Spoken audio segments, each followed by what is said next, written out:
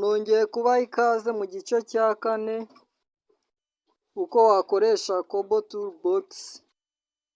Turaza hano muri TKB Rwanda, iyi poroje yacu twamaze gukora tuyikirikeho. Ngira ngo murabibona, noneho niturangiza tuze dukande aha hari agashusho k'umuntu. Ngira ngo urabibona, dutekereze irodinge, sharing permission.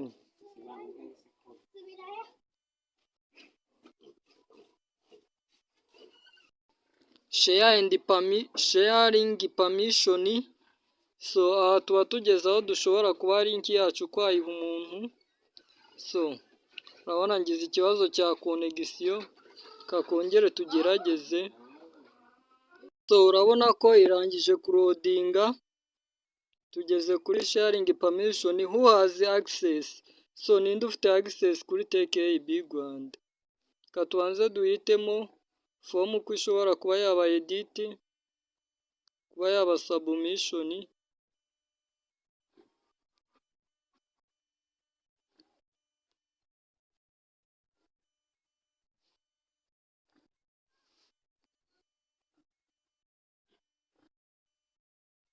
Hari ibyo dushobora guhitamo ariko harimo ibyo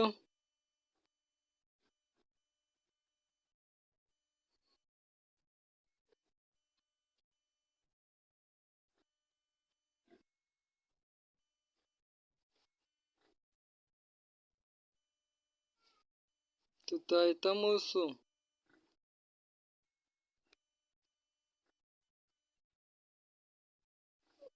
Urabona nk'aha ngaha buri wese aba ashobora kureba iyi fomu.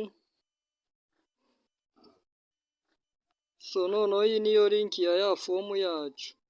Katuze tubanze ubundi tuyiselecting ahantu.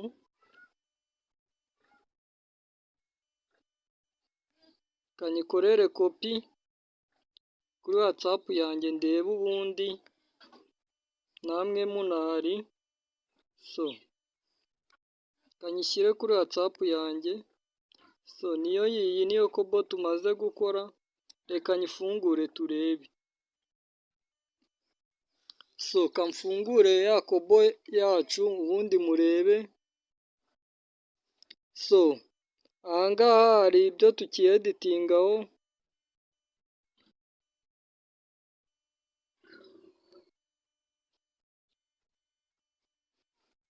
Urabona ku bijyanye n'indimi, haba hagomba kubaho indimi. Please name your default language before.